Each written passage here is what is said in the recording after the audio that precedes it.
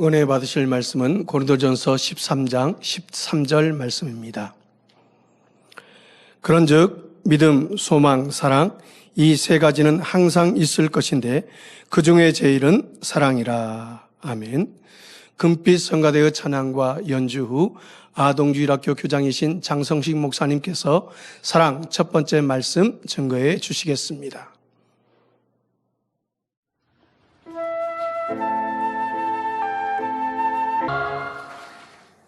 사랑하는 성도 여러분, 한여름날의 구름은 우리에게 따가운 햇볕을 가려주는 그늘이 되어줍니다. 그 구름을 움직이는 것은 바람이지요. 그런데 사람의 마음을 움직이는 것도 있습니다. 그것은 바로 사랑이지요. 요한일서 4장 7절 8절에 보면 사랑하는 자들아 우리가 서로 사랑하자. 사랑은 하나님께 속한 것이니 사랑하는 자마다 하나님께로 나서 하나님을 알고 사랑하지 아니하는 자는 하나님을 알지 못하나니 이는 하나님은 사랑이심이라 하신 말씀처럼 사랑은 아버지 하나님의 근본의 마음이지요. 천지 만물을 창조하시고 영계를 만드심도 인간을 경작하시어 사랑을 주고받을 수 있는 참 자녀를 만드심도 모든 것이 다 하나님의 사랑이지요. 오늘부터는 당회자님께서 전해주신 사랑장 강의 말씀을 토대로 몇 편으로 나누어 말씀으로 전해드리도록 하겠습니다. 부모님들은 자녀가 부모의 말을 잘 들으면 기뻐합니다. 예를 들어 부모가 자녀에게 공부하라면 열심히 공부하고 친구와 다투지 말라고 하면 다투지 않습니다. 바른 말씨와 몸가짐을 가지라고 하면 그대로 순종하지요. 이런 자녀가 있다면 자녀를 바라보는 부모의 마음이 얼마나 흐뭇하겠는지요. 그런데 자녀가 부모의 말씀대로 순종하기는 하지만 정작 그 마음에 부모에 대한 사랑이 없다면 그 부모의 심정은 어떨까요? 어떻게 자녀가 부모를 사랑하지도 않는데 순종할 수 있는가 하고 생각할 수도 있지만 자녀의 성격이 본래 순종적이거나 부모에게 혼나는 것이 두려워서 순종할 수도 있지요. 단지 의무감으로 순종하는 경우도 있을 수 있고요. 이처럼 사랑이 없는 순종은 부모를 기쁘게 할 수 없으며 또한 이를 온전한 순종이라고 할 수도 없을 것입니다. 아버지 하나님과 자녀인 우리의 관계도 마찬가지입니다. 아버지 하나님께서 인간을 경작하시는 목적은 바로 사랑을 주고받을 수 있는 참 자녀를 얻으시기 위함이지요. 그렇기 때문에 우리가 신앙생활을 하는 궁극적인 목적도 결국 마음 안에 참된 사랑을 이루는 것입니다. 그런데 우리가 하나님과 진정한 사랑을 나누려면 아버지 하나님께서 원하시는 사랑이 어떤 사랑인지를 잘 알아야 합니다. 사랑장의 말씀은 바로 이 사랑에 대해 밝히 알려주는 말씀이지요. 그리고 마지막 때 성령의 도구로서 많은 영혼들을 구원하기 원하는 분이라면 반드시 무장하고 양식 삼아야 할 말씀입니다. 성령의 도구가 되어 많은 영혼을 구원하기 위해서는 먼저 악이 없는 깨끗한 마음을 이루어야 하지요. 그러면서 마음 안에는 반드시 영혼을 향한 뜨거운 사랑이 있어야 합니다. 사랑장 말씀은 우리의 마음이 얼마나 성결되었으며 영혼에 대한 사랑이 얼마나 임해 있는지를 점검하는 기준이 되는 말씀입니다. 따라서 이 말씀을 무장하여 온전히 행할 수 있는 분이라면 마음 안에 참 사랑이 임했다고 할 수 있지요. 성령의 열매도 이 사랑이 임하는 만큼 맺혀지게 되는 것입니다. 그리고 우리가 앞으로 가야 할 천국도 사랑을 이룬 만큼 더 좋은 처소에 들어갈 수 있지요. 천국은 참 아름답고 행복이 가득한 곳입니다. 왜냐하면 천국은 아버지 하나님의 사랑이 가득한 곳이기 때문입니다. 아버지 하나님께서 천국을 만드신 이유는 사랑하는 자녀들을 위함이지요. 천국의 모든 것도 자녀들을 향한 사랑을 표현하시기 위해 지으신 것입니다. 그러면 이 천국에는 누가 들어갈 수 있나요? 바로 사랑 자체이신 하나님의 자녀들이 들어갑니다. 그리고 이때 기억해야 할 것은 구원받은 자녀들이 천국에 갈 때 영으로 이룬 마음만 가지고 간다는 사실입니다. 영으로 이룬 마음이란 곧 영적인 사랑을 이룬 마음이지요. 그래서 천국은 마음의 참 사랑을 이룬 정도에 따라 각각 다른 초소로 들어가게 되므로 각 초소마다 사랑의 크기나 농도도 다릅니다. 또한 이 땅에서 열심히 충성했다 해도 그 마음에 얼마나 사랑이 임해 있느냐에 따라 받는 상도 전혀 달라지지요. 이 시간 사랑에 대해 말씀드릴 때 신앙생활의 종착지인 천국의 본질이 사랑인 것처럼 우리 삶의 궁극적인 목적도 결국 사랑이며 사랑이 첫째임을 깨달아 우리의 마음을 사랑으로 가득 채우시기 바랍니다. 사랑하는 성도 여러분, 사랑장의 말씀을 자세히 살펴보기에 앞서 사랑장의 전체적인 내용과 사랑장이 기록된 배경에 대해 살펴보도록 하겠습니다. 고린도전서 13장을 사랑장이라 부르는 것은 한 장 전체의 주제가 사랑이기 때문입니다. 여러분은 과연 사랑이 무엇이라고 생각하십니까? 사람들은 저마다 자기 생각에 따라 사랑을 정의하지요. 그리고 자신은 사랑하며 살아간다고 생각합니다. 그런데 안타까운 것은 사람들이 사랑하며 살아간다면 행복해야 하는데 오히려 상처받고 아파하는 경우가 많다는 것이죠. 이는 바로 진정한 사랑이 무엇인지 알지 못하거나 자신의 한계 속에서만 사랑하려 하기 때문입니다. 사랑장에는 이처럼 사람 편에서 생각하는 사랑이 아닌 아버지 하나님 편에서 말씀하시는 참된 사랑에 대해 잘 나와 있습니다. 우리가 왜 사랑해야 하는지, 사랑이란 무엇인지에 대해 자세하게 기록되어 있지요. 그러므로 이 시간 우리 모두 말씀을 통해 참된 사랑이란 어떤 것인지를 밝히 깨닫고 듣는 모든 말씀들을 즉시 행하셔서 이제는 진정 주님을 사랑합니다 하고 담대하게 고백할 수 있게 되시길 바랍니다. 성도 여러분, 먼저 고린도전서 13장의 말씀이 기록된 배경을 살펴보면 사랑이 왜 중요한가를 잘 알 수 있습니다. 바로 앞장인 고린도전서 12장에는 여러 가지 성령의 은사들과 직분에 대해 말씀이 나오는데 고린도 교회에는 여러 가지 성령의 은사들이 나타났지요. 그런데 여러 은사 중 어느 은사가 더 높으냐 하는 등 성도들 사이에 분쟁이 일어났습니다.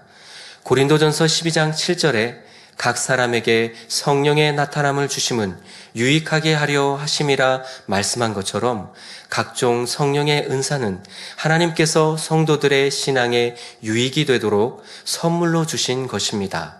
그런데 이 은사로 인해 오히려 교회에 여러 가지 문제가 일어나는 경우도 볼 수 있지요.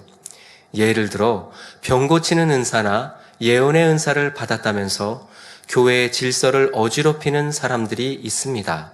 마치 세상에서 주수를 행하는 이들처럼 은사를 앞세워 스스로를 높이고 돈을 요구하는 등 자신의 유익을 구해 나가는 것이죠.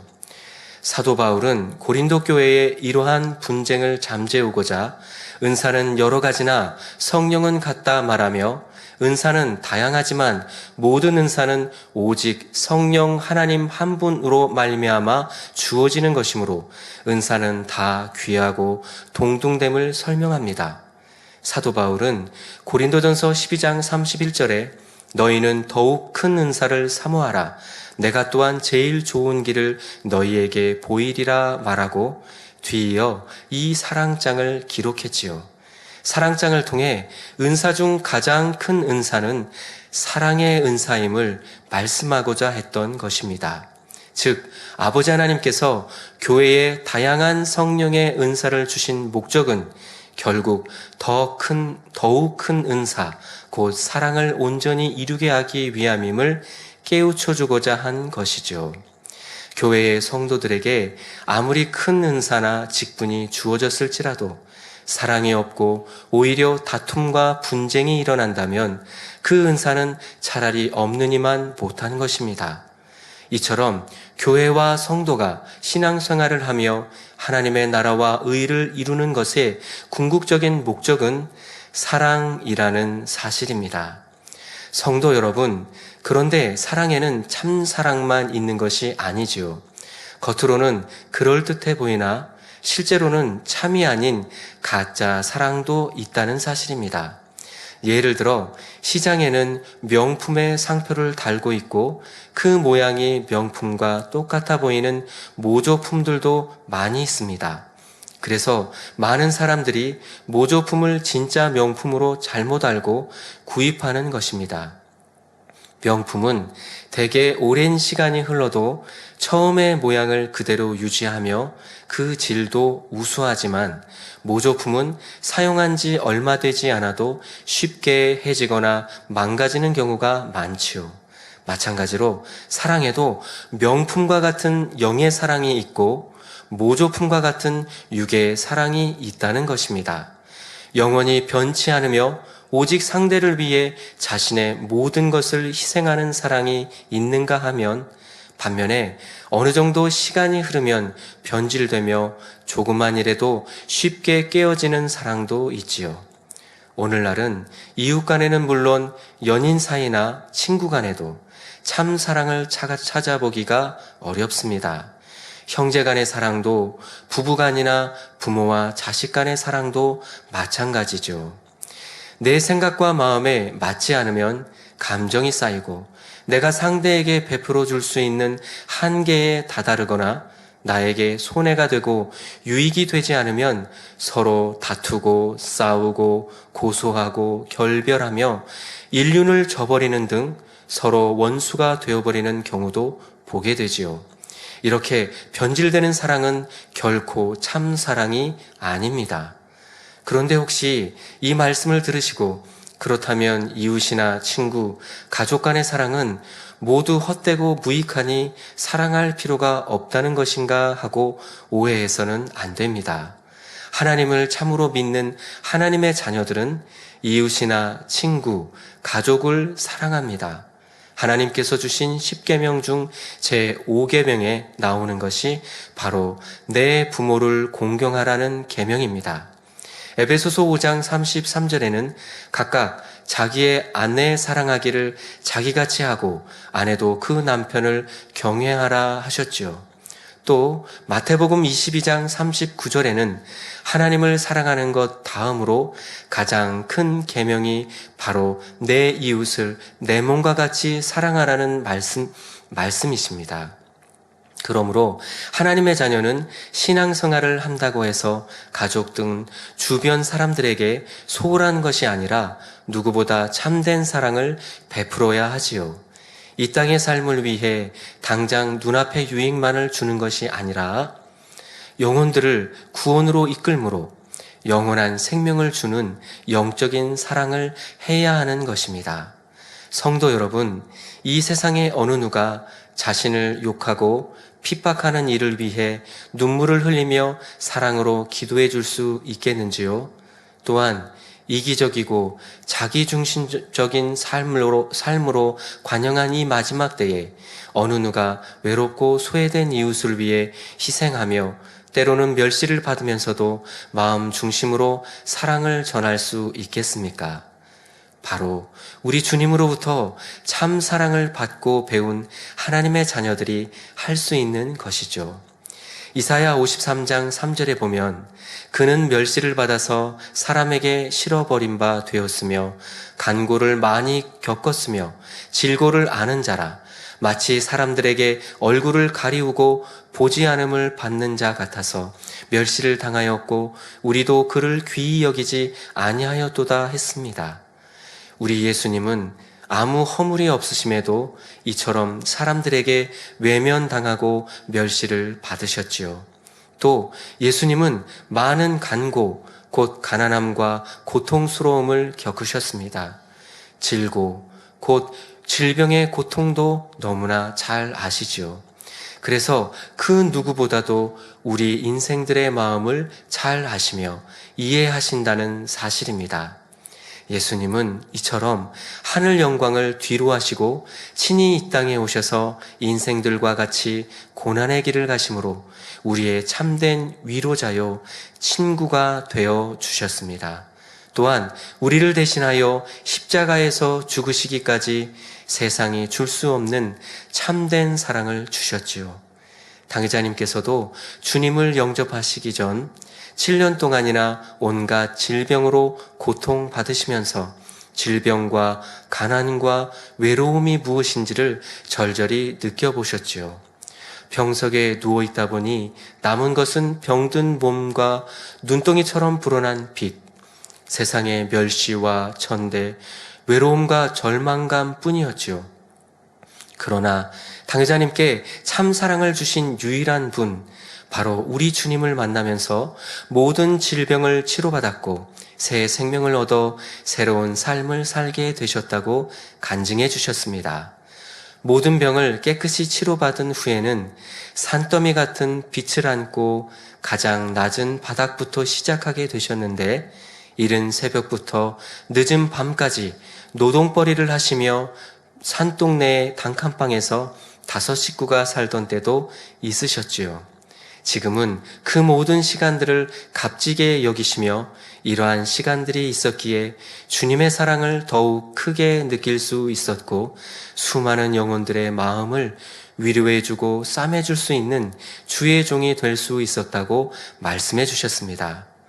사랑하는 성도 여러분, 하나님은 사랑 자체가 되십니다. 아버지 하나님께서는 죄인인 우리를 위해 사랑하시는 독생자 예수님을 이 땅에 보내주셨지요. 그리고 온갖 아름답고 값진 것들로 천국의 처소를 예비하시고 하루를 천년같이 우리를 기다리고 계시지요. 우리가 조금만 마음의 문을 열어도 이런 아버지 하나님의 섬세하고 풍성한 사랑을 느낄 수 있습니다. 푸른 하늘과 바다, 산천초목은 아버지 하나님께서 우리가 인간 경작을 받는 동안 이 세상에서도 항상 천국을 소망할 수 있도록 친히 아름답게 지어주신 것들이지요. 이러한 하나님의 자녀로 택함받고 사랑받은 우리는 어떤 사랑을 해야 하겠습니까? 자신의 유익에 맞지 않으면 변질되는 썩어질 헛된 사랑이 아닌 영원하고 참된 사랑을 해야 하지요. 그러므로 우리 모두는 사랑의 말씀을 들으면서 먼저는 참된 사랑이 무엇인지를 깨닫고 사랑을 마음에 반드시 이루어야 하겠습니다. 또한 성령의 도구가 되어 이 마지막 때 많은 영혼들을 구원으로 이끄시며 내 이웃을 내 몸과 같이 사랑하는 감동의 삶을 살아가시는 복된 성도님들이 되시기를 바랍니다. 사랑하는 성도 여러분, 고린도전서 13장 1절에 보면 내가 사람의 방언과 천사의 말을 할지라도 사랑이 없으면 소리나는 구리와 울리는 꽹가리가 되고 말씀합니다. 먼저 여기 나오는 사람의 방언이란 성령의 은사 중 하나인 방언을 말하는 것이 아닙니다. 온 인류, 우리 사람들이 하는 말, 전 세계의 모든 언어를 총칭해서 사람의 방언이라고 말하는 것이죠. 성도 여러분, 말의 힘은 참으로 큽니다. 많은 사람들이 사교나 취업 등의 사회활동을 하기 위해 화술, 곧 말하는 기술을 배우고 익히는 것을 볼 수 있습니다. 말을 잘하는 것이 곧 실력으로 인정되기 때문이지요. 사람은 자신의 감정이나 생각을 말로 표현하고 전달하여 수많은 사람을 설득하기도 하고 많은 사람에게 감동을 주기도 하지요. 또한 인간의 문명이나 지식은 이 언어에 의해 체계화되고 전수됩니다.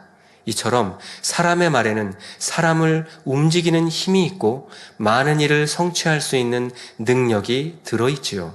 한 예로 방송국의 아나운서가 많은 사람들의 선망의 대상이 되기도 합니다. 아나운서들은 아주 명료하고 유창하게 말을 잘해서 많은 정보와 지식을 전달할 뿐 아니라 감동을 주거나 즐거움을 주기 때문이지요. 그런데 하나님께서는 이처럼 유창한 사람의 말이라도 사랑이 없으면 의미 없이 시끄럽게 울리는 구리나 꽹과리 소리와 다를 바 없다고 말씀하십니다. 다음으로 천사의 말이란 매우 아름다운 말을 의미합니다. 천사는 주님을 믿는 하나님의 자녀들에게나 주님을 믿지 않는 세상 사람에게나 아름다움의 표상이지요. 그래서 외모가 아름다운 사람이나 곱게 단장한 사람을 천사 같다 말하기도 합니다. 또 아름다운 목소리로 고운 말을 하는 사람을 볼 때도 천사같이 말한다라고 표현하기도 하지요. 우리 성도님들 중에는 영안이 열려서 천사를 보신 분들이 많은데요. 천사는 영적인 존재로서 이 땅의 아름다운 어떤 것들과도 비교할 수 없을 만큼 아름답지요. 천사들은 각기 맡은 사명과 역할에 따라 외모가 조금씩 다르지만 일반적으로 곱고 하얀 피부와 금빛 나는 머리카락을 갖고 있는데 그 모습이 너무나 황홀합니다. 입고 있는 옷도 눈부실 정도로 새하얗고 깨끗하며 잠자리 날개 같은 얇은 옷자락은 반짝반짝 빛나고 천사의 움직임에 따라 하늘하늘 흔들리지요. 이처럼 아름다운 천사는 그 입의 말도 얼마나 아름답겠습니까? 그 말씨가 너무나 곱고 상냥하며 그 목소리는 맑고 청아합니다. 이 세상에서도 아름답고 빼어나 감동을 주는 목소리나 음악을 천상의 소리라 말하기도 하지요. 그런데 하나님께서는 이처럼 황홀할 만큼 아름다운 천사의 말이라 할지라도 사랑이 없으면 소리나는 구리와 울리는 꽹과리와 같다 말씀하십니다. 소리나는 구리와 울리는 꽹과리 소리는 어떻습니까? 묵직한 구리는 때려도 소리가 잘 나지 않습니다. 그런데 속이 빈 구리를 때리면 소리가 나지요. 아름다운 소리가 나지 않고 둔탁한 소리가 납니다. 그리고 꽹과리는 얇은 놋 등에 금속으로 만든 타악기로 때려서 소리를 내는 악기입니다. 꽹과리를 치면 매우 높고 큰 소리를 낼 뿐 아니라 이 소리가 제법 멀리까지 울려 퍼지지죠. 만약 여러분이 밤에 잠을 자려고 자리에 누웠는데 누군가가 주변에서 이 꽹과리를 두드리고 있다면 잠을 잘 잘 수가 없을 것입니다. 아마 대부분의 경우 그 꽹과리의 요란한 소리에 잠이 다 달아나겠지요. 묵직한 쇠나 구리는 두드려도 요란한 소리를 내지 않습니다. 그런데 본문에 나오는 구리나 꽹과리가 아름답지 않는 소리를 내는 이유는 그 속이 비었거나 가볍기 때문이라는 것입니다. 이는 마치 빈 수레가 요란한 소리를 내고 아직 실한 열매를 맺지 못한 벼일수록 그 고개를 뻣뻣이 드는 것과 같은 이치이지요. 수레는 짐을 가득 실어 나를 때 같이 있고 벼는 실한 알곡을 많이 맺어 고개를 숙일 때 농부의 기쁨이 됩니다. 이는 사람의 경우도 마찬가지입니다. 사람의 마음 안에는 사랑이 가득 채워져서 하나님을 닮은 참 아들, 딸이 될 때라야 인간을 경작하시는 아버지 하나님 앞에 알곡으로서의 가치를 지니게 되지요. 반대로 그 마음에 사랑이 없는 사람은 죽정이와 같습니다. 사람은 영, 혼, 육으로 이루어져 있지요. 죽정이와 같은 사람이란 사람의 주인인 영이 죽어 혼과 육의 지배를 받으며 사는 육의 사람입니다. 원래 첫사람 아담은 생영으로 지음받은 영의 사람이었지만 선악과를 먹는 죄를 범함으로 정령 죽으리라 말씀하신 대로 영이 죽고 말았습니다. 영이 죽음으로써 영이신 하나님과의 교통함이 끊어지고 대신 혼이 주인이 되어 몸과 마음을 지배하게 되었지요. 원수마귀 사단은 죄로 인해 자신에게 속하게 된 인생들에게 이 혼을 통해 비진리를 심어주었습니다. 그래서 혼의 지배를 받는 육의 사람들은 그저 본능을 위해 살아가는 짐승과 다를 바 없는 삶을 살게 되었죠. 그러니 농부가 불필요한 죽정이를 불에 사르는 것처럼 영이 죽어 혼과 육만 있는 육의 사람도 결국 구원받지 못하고 지옥불에 들어가게 되는 것입니다. 요한일서 4장 7절 8절에 보면 사랑하는 자들아 우리가 서로 사랑하자. 사랑은 하나님께 속한 것이니 사랑하는 자마다 하나님께로 나서 하나님을 알고 사랑하지 아니하는 자는 하나님을 알지 못하나니 이는 하나님은 사랑이심이라 말씀하셨습니다. 이처럼 사랑하지 않는 사람은 사랑이신 하나님과 상관이 없으므로 그 사람에게는 중요한 알맹이가 없는 것이죠. 그러므로 이런 사람의 말은 그 말이 아무리 유창하고 아름다워도 사람에게 참 기쁨과 생명을 줄 수도 없고 하나님 앞에 아무런 가치도 없다는 사실입니다. 성도 여러분, 우리는 매일매일 참으로 많은 말들을 하며 살고 있습니다. 그렇다면 여러분은 과연 어떤 말들을 하고 계신가요? 소리나는 구리와 울리는 꽹과리 같은 말을 해서 상대의 마음에 아픔을 주거나 얼굴을 찌푸리게 하는 일은 없으십니까?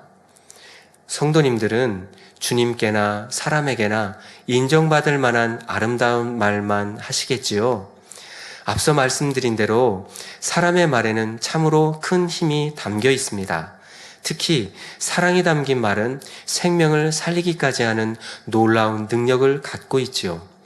인류 역사 속에는 오직 사랑이 담긴 말만을 하며 일생을 사신 분이 계십니다. 그분의 말은 여러 권의 책으로 기록되었고 그 책은 수천 년이 지난 지금까지도 전해지고 있지요. 그분은 바로 우리 주 예수 그리스도이십니다. 그리고 그 책은 성경이지요. 우리 예수님은 이 땅에서 3년이라는 짧은 시간 동안 하나님의 말씀을 전파하셨습니다. 그럼에도 이 말씀들은 기록으로 남아 2000여 년이 지난 지금까지도 전해지고 있으며 무수한 영혼들을 살리며 변화시키고 있지요. 성경의 말씀들은 기원전 1500년경부터 기원 후 100년경까지 기록되었고 오랜 세월 동안 여러 절차와 과정을 거쳐 오늘날과 같은 책으로 엮어졌습니다. 우리 주님의 말씀과 아버지 하나님의 말씀이 담겨 있는 성경은 인류 역사상 가장 널리, 가장 많이 보급된 책이라는 기록을 가지고 있지요. 성경이 이토록 오랜 세월 동안 스테디셀러로 1위를 차지하고 있는 이유는 무엇일까요? 바로 아무리 무수한 세월이 흘러도 성경의 말씀을 읽고 듣다 보면 그 넓이와 길이와 높이와 깊이를 측량할 수 없는 인생들을 향한 아버지 하나님과 주님의 사랑이 동일하게 느껴지기 때문입니다. 요한복음 8장에 보면 주님의 말씀 한마디 한마디 안에 얼마나 큰 사랑이 담겨 있는지를 느끼게 해주는 사건이 나옵니다. 어느 날 아침 예수님께서는 성전에서 백성들을 가르치고 계셨습니다. 그때 몇몇 서기관과 바리새인들이 가늠하다가 잡힌 여자를 끌고 와서 가운데에 세우고 이렇게 말했지요. 선생이여, 이 여자가 가늠하다가 현장에 잡혔나이다. 모세는 율법에 이러한 여자를 돌로 치라 명하였거니와 선생은 어떻게 말하겠나이까? 그러자 예수님께서는 몸을 굽혀 손가락으로 바닥에 무엇인가 쓰셨습니다. 바로 그곳에 있던 사람들 대부분에게 해당되는 공통적인 죄목들을 쓰셨지요. 미움, 혈기, 욕심, 도적질, 간음, 교만 등 일반적인 죄목들을 쓰신 것입니다. 다 쓰신 후에 예수님께서는 너희 중에 죄 없는 자가 먼저 돌로 치라 하고 말씀하셨습니다. 이를 본 사람들은 그 제목이 자신들에게 해당되는 줄 처음에는 깨닫지 못했습니다. 그러나 예수님께서 다시 몸을 굽혀 바닥에 쓰실 때 그들의 낯빛이 달라집니다. 이번에는 언제 어디서 어떤 죄를 지었는지 개개인의 죄목을 구체적으로 기록하셨기 때문입니다. 자신의 죄가 낱낱이 밝혀지자 사람들은 감히 여인에게 돌을 던질 수가 없었습니다. 결국 9절에 저희가 이 말씀을 듣고 양심의 가책을 받아 어른으로 시작하여 젊은이까지 하나씩 나가고 오직 예수와 그 가운데 섰는 여자만 남았더라 한 대로 그 여자를 제외한 모든 사람이 그곳에서 떠나갔지요. 예수님은 간음하여 잡혀온 그 여자에게 여자여 너를 고소하던 그들이 어디 있느냐? 너를 정죄한 자가 없느냐? 물으십니다. 이에 여자가 주여 없나이다 하고 대답하자 예수님께서는 여자에게 나도 너를 정죄하지 아니하노니 가서 다시는 죄를 범치 말라 말씀하셨지요. 성도 여러분, 간음하여 죽임을 당할 수밖에 없던 이 여자를 향해 던져진 말 중에 참된 생명을 준 말은 누구의 말이었습니까? 서기관들이나 바리새인들은 모세의 율법, 곧 하나님께서 모세에게 주신 율법을 말하며 그 여인에 대한 예수님의 의중을 묻습니다. 하나님의 율법을 말하고 있으니 이들의 말이 잘못된 말은 아니지요. 율법이 의의 기준이었던 당시로서는 지극히 바른 말을 하고 있는 것입니다. 이런 율법학자를 비롯한 유대의 지도자들은 랍비, 곧 선생이라 칭함을 받는 이들이었지요. 이들은 백성들에게 하나님의 말씀과 율법, 여러 가지 지혜로운 말씀들을 가르쳤습니다. 당시 서기관이요 바리새인이라면 율법을 지킴에 있어서 아무 흠이 없다시피 했기 때문에 그들이 평소에 가르치는 내용 또한 의롭고 경건한 말씀들이었지요. 그러던 어느 날 집안이나 배경이나 학식이나 자신들보다 못하게 보이는 예수라는 한 사람이 나타나 말씀을 가르칩니다. 날이 갈수록 백성들이 예수라는 사람을 자신들보다 더 인정하고 사랑하자 이들의 마음에는 시기가 일어났고 위기감마저 느껴졌지요. 그러자 이전에 경건하고 선한 말을 전하던 모습이 돌변하여 어떻게 하면 저 예수를 정죄할까? 어찌하면 자신들이 다시 백성의 인정을 받을까 하는 악한 모습이 나오더라는 것이죠. 지금 이 서기관과 바리새인들에게 간음하다 잡혀온 여인의 생명은 안중에도 없고 어떤 자비나 긍휼의 마음도 찾아볼 수가 없습니다. 다만 어찌하든 예수님을 고소할 조건을 잡고자 이 여자와 모세의 율법을 이용했던 것입니다. 그러니 아무리 하나님의 율법에 정통하여 하나님의 말씀과 하나님의 의를 주장하고 있다고 해도 그 말은 결코 선한 말일 수 없는 것이죠. 그러나 우리 예수님은 어떠하십니까? 아무리 죄 없이 송사를 받으시고 정죄를 당하셔도 그 마음은 오직 영혼들을 구원하는 데 있었습니다. 그리고 예수님께는 오직 죄로 인해 죽을 수밖에 없는 이 여인을 구원하려는 마음뿐이었지요.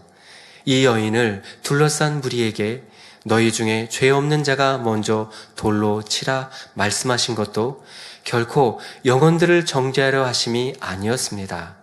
우리 예수님께 그럴 마음이 조금이라도 있으셨다면 얼마든지 사람들의 죄목을 일일이 말씀하시며 너희도 이런 죄를 짓지 않았느냐 지적하시고 책망하실 수도 있었지요. 예수님은 그리하지 않으셨습니다. 단지 그 죄들을 조용히 땅에 쓰심으로 그들 스스로가 자신의 죄를 깨달아 돌이킬 수 있도록 하셨던 것입니다. 또한 그렇게 하심으로써 인생들이 율법의 의를 뛰어넘는 하나님의 크신 사랑을 느끼고 깨닫기를 원하셨던 것이죠. 표면적으로만 보면 서기관들과 바리새인들의 말이나 예수님의 말씀이나 짧은 몇 마디 말에 불과하지만 그 말에 담긴 의도나 마음은 너무나도 달랐다는 사실입니다. 한편의 마음은 어찌하든 상대를 해하려고 하는 마음이었고 한편의 마음은 어찌하든 모두를 살리려는 마음이었지요. 그런데 이런 서기관들과 바리새인들의 모습은 성경에만 있는 것이 아니라 영의 마음을 이루는 과정에 있는 우리의 모습 속에서도 발견할 수 있습니다. 신앙생활을 하다 보면 많은 말씀을 듣게 됩니다. 그 말씀들 중에는 선과 악에 대한 말씀, 죄와 의에 대한 말씀들이 많이 있지요. 성도들은 이 말씀을 자신에게 비춰보아 자신을 발견하고 변화되려고 노력합니다. 그런데 어느 정도 신앙의 연륜도 쌓이고 직분을 받게 되면 이 말씀으로 자신의 아랫사람이나 주변에 있는 사람을 힘들게 하는 경우도 있지요. 상대를 바른 길로 인도해 주려는 마음에서 또 자기 편에서는 형제가 잘 되기를 바라는 마음으로 권면이나 지적의 말을 한다고 한 것인데 결과적으로는 이것이 상대를 오히려 아프고 힘들게 하는 것이죠. 비록 어떤 악의를 가지고 그런 것이 아니라 해도 자신의 마음 안에 온전한 사랑이 임해 있지 않는 한 상대에게 이것이 하나님의 뜻이다 하고 말하는 것이 자신의 의와 틀을 상대에게 강요하는 것이 되기도 하고 상대를 찌르는 말이 되기도 한다는 것입니다. 또 처음에는 선한 의도로 상대를 깨우쳐 주려고 했는데 거듭 말해 주어도 상대가 변화되지 않는 것 같으면 처음에 선한 의도는 점점 흐려지고 답답해하는 마음에서 점점 더 강한 표현으로 말하기도 하지요. 권면하는 말에 감정이 실리기도 하고요. 주님의 마음은 상한 갈대를 꺾지 않으시고 꺼져가는 심지라도 살리기를 원하시는 마음입니다. 이런 주님의 마음을 품는다면 어떻게 하면 상대에게 힘이 되는 말을 할까? 어떻게 하면 은혜를 받게 해서 진리로 나오게 할까 하고 기도하며 주님의 지혜를 궁구하게 되지요. 그런데 어떤 사람들은 하나님의 말씀을 이야기하면서 상대를 무조건 설득하려고만 합니다. 상대를 지적하고 깨우쳐줘서 어찌하든 자신이 보기에 거슬리는 부분을 고치게 하려는 것입니다. 그러므로 여러분 모두는 내가 늘 진리의 말만 하고 있는지 아니면 나 자신의 의와 틀 가운데 말하고 있는지 돌아보실 수 있기를 바랍니다. 또한 진리의 말이요 천사 같은 표현을 한다 해도 그 말이 정녕 생명을 살리려는 사랑의 마음에서 나오고 있는지를 늘 점검해 보시기를 바랍니다. 끊임없이 이렇게 점검하며 노력해 나가는 분이라면 결국 사랑의 주님과 같이 그 입술의 말에 영혼을 살리는 권세와 능력이 실리게 된다는 사실입니다. 결론입니다. 사랑하는 성도 여러분, 아버지 하나님께서 인간을 경작하시는 목적은 바로 사랑을 주고받을 수 있는 참 자녀를 얻으시기 위함이지요. 그렇기 때문에 우리가 신앙생활을 하는 궁극적인 목적도 결국 마음 안에 참된 사랑을 이루는 것입니다. 아버지 하나님께서 천국을 만드신 이유는 사랑하는 자녀들을 위함이지요. 그래서 천국은 아버지 하나님의 사랑이 가득한 곳입니다. 아버지 하나님께서 교회에 다양한 성령의 은사를 주신 목적도 결국은 더욱 큰 은사, 곧 사랑의 은사를 더욱 사모함으로 그 사랑을 온전히 이루게 하기 위함이지요. 내가 사람의 방언과 천사의 말을 할지라도 사랑이 없으면 아무 소용이 없다 하셨으니 우리 모두 아버지 하나님께서 진정으로 원하시는 참 사랑의 마음을 이루어 기쁨과 위로가 되어드리기를 기원드립니다. 들으신 말씀을 생각하며 기도하겠습니다. 할렐루야. 사랑의 주 아버지 하나님, 오늘은 사랑 첫 번째 말씀을 전해드렸습니다. 우리가 신앙생활을 하는 궁극적인 목적은 우리 마음 안에 참된 사랑을 이루는 것이라 말씀해 주셨고, 아버지 하나님께서 천국을 만드신 이유도 사랑하는 자녀들을 위함이라 하셨습니다. 아버지 하나님께서 주신 성령의 은사 중 더욱 큰 은사, 곧 사랑의 은사라 하셨고, 사랑을 온전히 이루라 하셨습니다. 내가 사람의 방언과 천사의 말을 할지라도 사랑이 없으면 아무 소용이 없다 하셨으니 말씀을 통해 참 사랑을 이루어 아버지 하나님의 기쁨이 되는 우리 모두 되게 해 주시옵소서. 감사드리며 우리 주 예수 그리스도 이름으로 기도하옵나이다. 아멘.